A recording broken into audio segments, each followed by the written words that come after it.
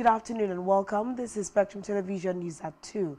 I am Uyai Anyeka and coming to you live from Uyo, the capital city of Akwa Ibom State, Nigeria.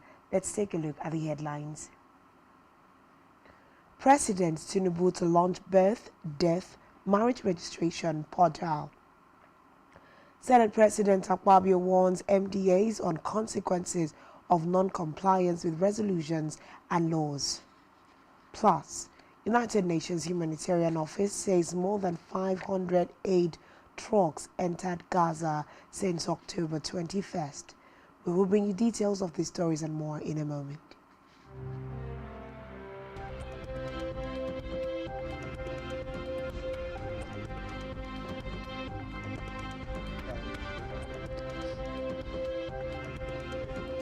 So, now we're meeting for the man this Saturday.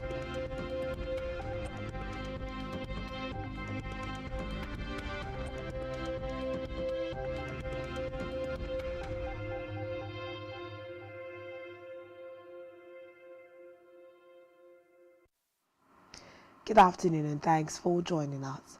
First in the news this afternoon is from the national scene where President Bola Tinubu will on Wednesday launch a birth, death and marriage registration portal.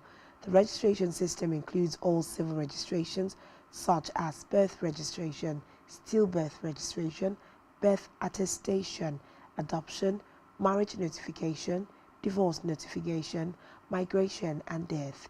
The chairman of the National Population Commission, NPC, Nasir Kwara, made this known at a pre-launch briefing. The chairman stated that the commission, in collaboration with the United Nations Children's Fund, UNICEF, developed the ECRV's Operational Readiness Assessment Report, which showed the potential of digital technologies in providing transformative outcomes in CRVs and integrating data from multiple systems to securely store data at scale in a cost-effective way in Nigeria. The NPC chairman noted that the system provides a digital certificate in all cases, an accessible verification platform to registered organizations, and a central management system dashboard that depicts and analyzes collated civil registrations into vital statistics for proper decision making. Meanwhile, President Bola Tinubu is expected to present the 2024 appropriation bill to a joint session of the National Assembly in the third week of November 2023.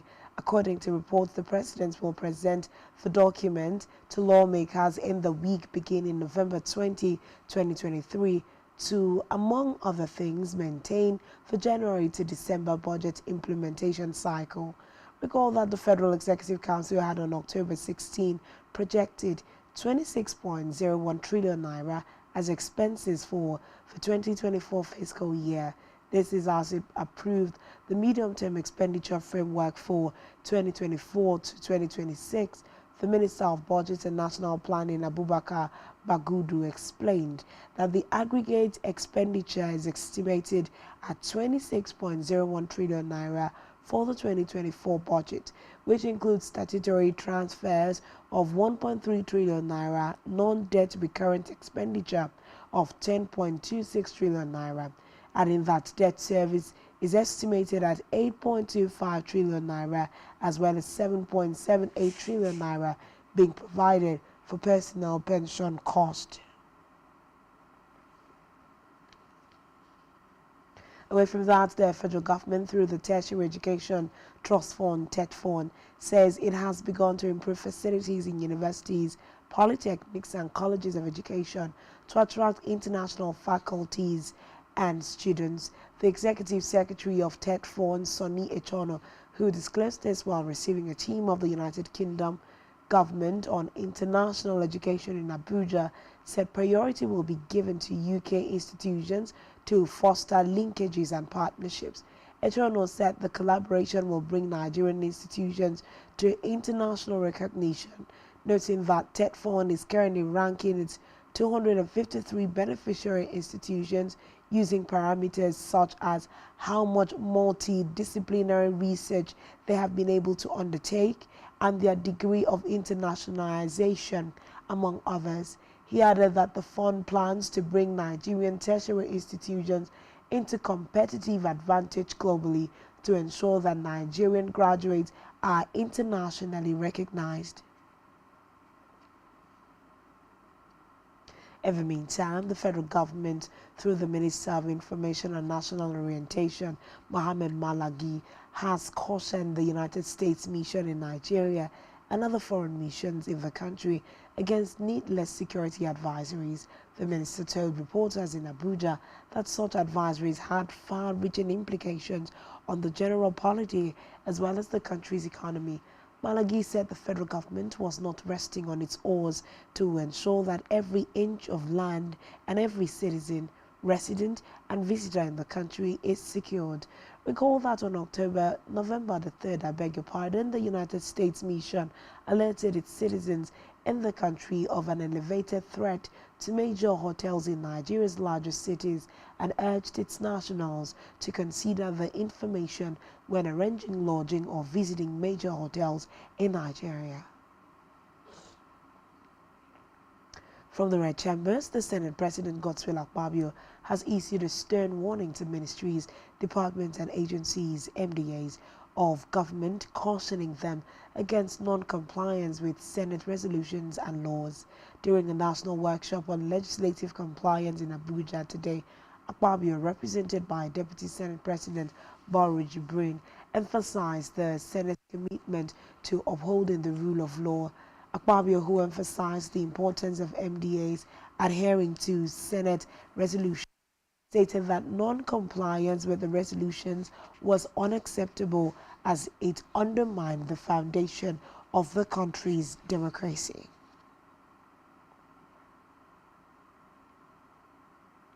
On electoral matters ahead of the November 11, 2023 governorship election in Bayelsa State, the Independent National Electoral Commission (INEC) has added the name of the candidate of the All Progressives Congress (APC), Timipre Silva, to the final list of candidates for the poll. INEC, in the new list published on its website, said the addition of Silva's name was in compliance with an appeal court's judgment delivered on October 31st, which reversed the sacking of Silva's candidacy for the poll.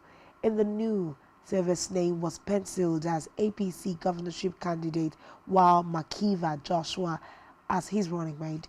Reports say Silva, a former Minister of State for Petroleum Resources and former governor of Bayelsa, is running alongside 15 other contenders, including the incumbent governor Duye Dere of the People's Democratic Party (PDP).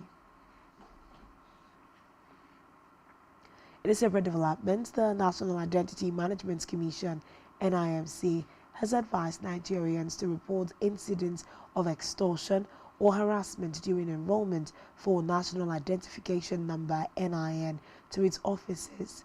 The NIMC Acting Director General Abisoye Koka Odusote said this in a statement in Abuja. Koka Odusote said NIMC has been made aware of specific reports involving some front-end partners, FEPS, who were allegedly extorting money from members of the public for NIN enrollment.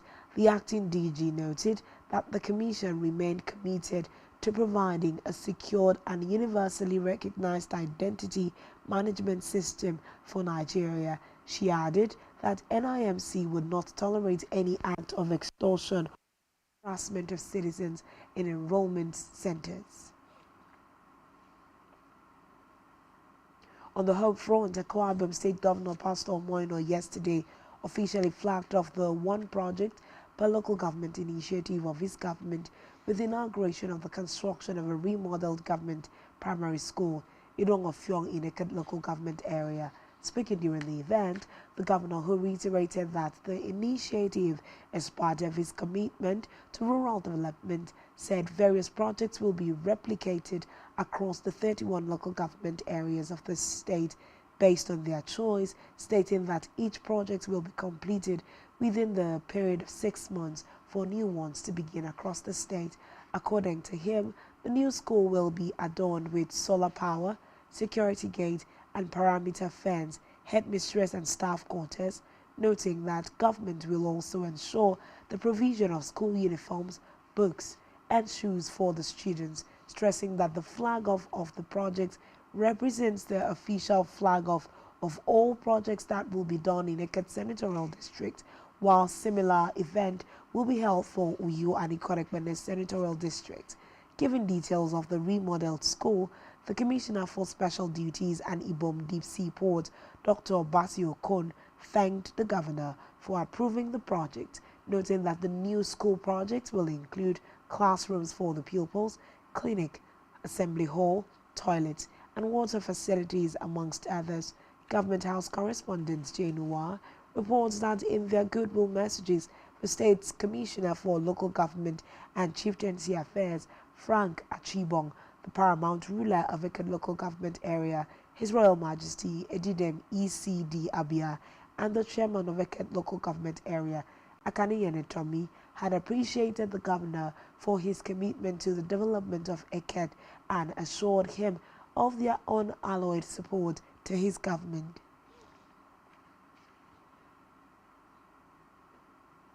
Moving now to Africa, where South Africa's government has recalled its ambassador and diplomatic mission to Israel in condemnation of the bombardment of the Gaza Strip, calling it a genocide. The government also threatened action against the Israeli ambassador to South Africa over his recent remarks on the African country's stance on the Israel-Hamas war. The South African minister in the presidency, Kumdozo Kamveni, said the position of the Israeli ambassador in the country was unattainable. Reports say South Africa is among other countries to recall the ambassadors to Israel in protest of the military operations in Gaza, including Chile and Colombia, Honduras. Still in Africa, Libya has given 600 undocumented Egyptians a pass that would enable them to leave the country. The pass was issued by the Tripoli-based Directorate of Combating Illegal Migration, DCIM, in Libya. Reports say the migrants, mostly men, embarked on a 1,375-kilometer-long journey to the Egyptian crossing facility of Esmad on buses.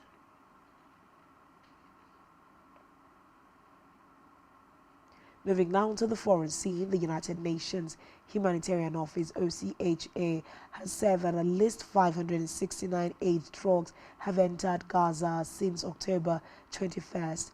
OCHA said 93 trucks, primarily carrying food items, medicine, health supplies, bottled water, and hygiene products, crossed from Egypt into Gaza.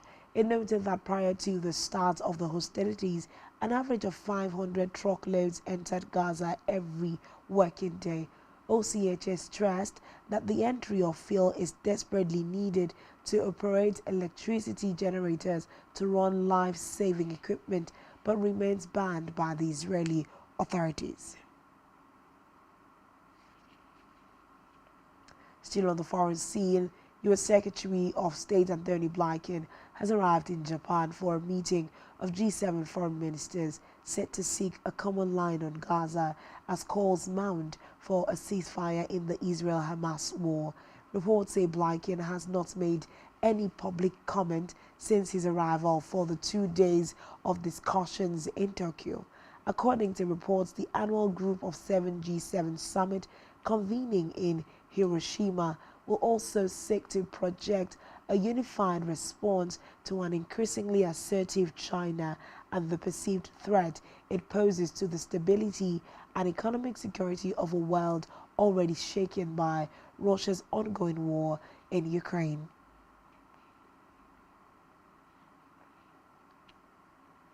Still to come in the news. Nigerian striker Victor Osimhen nominated for CAF Player of the Year award. Stay tuned for details of this and more after this time out.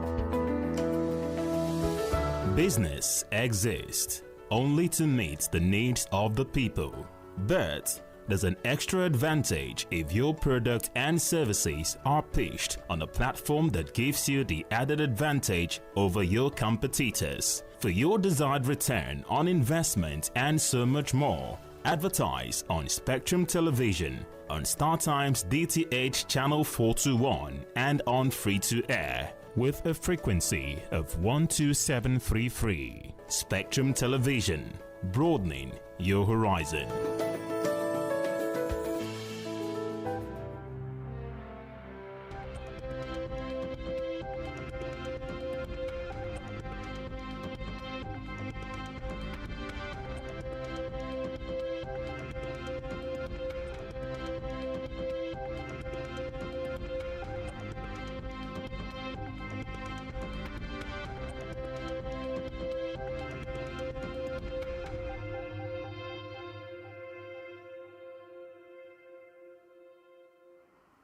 Thanks for staying tuned, and now to the rest of the news stories.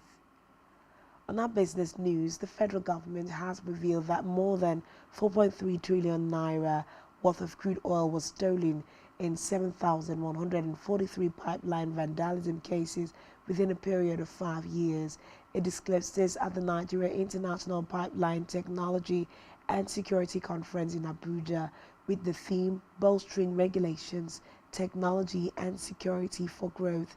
In a presentation at the conference, the Executive Secretary Nayeti Ogbonayo Oji said oil theft was an emergency that posed serious threat to oil exploration and exploitation, with huge negative consequences on economic growth, business prospects, and profit earnings by oil companies. He stressed that it was also a matter of fact that many members of the Pipelines Association were directly and indirectly involved in providing the skills and knowledge required to perpetrate oil theft. Still in business, the Assistant Secretary for the Bureau of Economic and Business Affairs at the United States Department of State, Ramin Taolu, has said that Nigeria's creative industry has the potential to become the country's largest export sector and create an estimated $100 billion to Nigeria's GDP by 2030. Addressing creatives in Lagos, Taolu said the industry would also provide about 2.7 million jobs by 2050 for the country's growing youth population.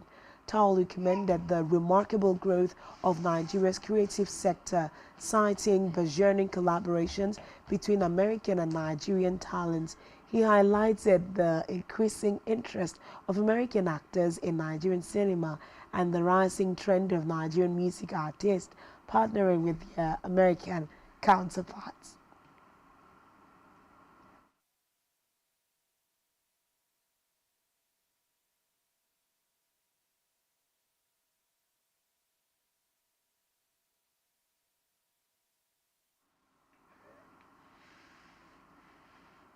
In health, physicians who specialize in diagnosing and treating kidney conditions have identified poorly managed diabetes and untreated hypertension as the leading causes of chronic kidney disease among Nigerians.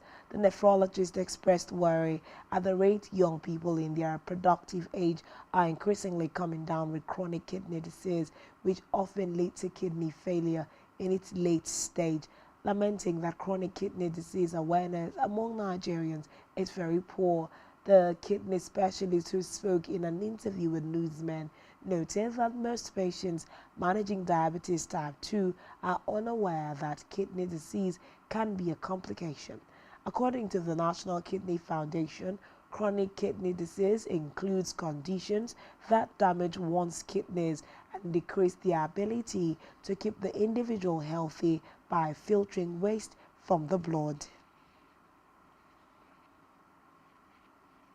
Still in health, the Adamawa State Primary Healthcare Development Agency says it is targeting 388,180 girls aged 9 to 14 years for vaccination against the human papillomavirus to prevent them from cervical cancer. The executive chairman of the agency, Dr. Suleiman Bashir, made this known in an interview with Newsmen in Yola. Bashir said but sensitization and vaccination of girls against the virus were ongoing and would last for 3 months. He added that the choice of girls aged between 9 to 14 years for the vaccination was to protect and increase their immunity ahead of exposure to the virus. Now to sports, where Nigerian striker Victor Osimhen is among the nominees for the 2023 Confederation of African Football CAF Men's Player of the Year Award. Osimhen is one of the 30 players nominated for the African Footballer of the Year Award. Alongside the Napoli attacker, other prominent nominees for the award include Liverpool's Mohamed Salah, Al Ahly's Riyad Mahrez, Al Nassr's Sadio Mane, Al Ahly's Yasmin Bono, and Paris Saint-Germain's Achraf Hakimi. Osimhen's impressive performance includes scoring 26 goals in 32 appearances, contributing to Napoli's Serie A title win for the first time in 33 years last season. He also claimed the Golden Boot as Serie A's top scorer and netted 5 goals in 6 UEFA Champions League matches for Napoli. Notably, Osimhen secured the 8th position in the final Ballon d'Or top 30 rankings for this year. Reports say that Osimhen is aspiring to become the first Nigerian to win the CAF award since Arsenal legend Nwankwo Kanu claimed the prize in 1999. Still in sports, Iga Swiatek beats Jessica Pegula to win the season-ending WTA Finals and move back to the top of the women's rankings. The Pole needed a 6-1, 6-0 win to beat the American in Cancun to overtake Irina Sablenka as world number 1. The 22-year-old was in clinical mood as Pegula struggled to find her range in the match lasting just 59 minutes. Reports say it is the first time Swiatek has won the WTA Finals tournament.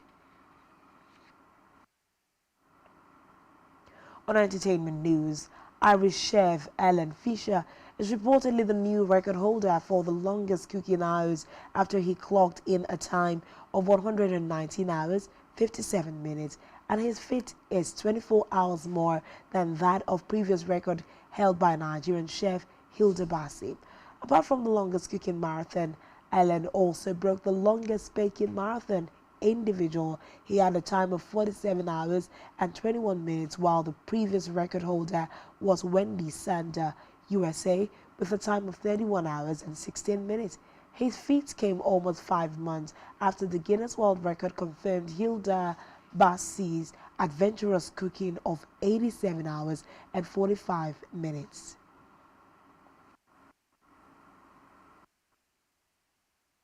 Former Big Brother Titans housemate Kanaga Jr. is set to play the lead in the new movie titled Within. Within is described as a short psychological thriller on mental illness, telling the story of an untreated mental illness case and its effect in Nigeria. Speaking on his role, Kanaga Jr. describes this project as a call to action on the issues of mental health illness in the country.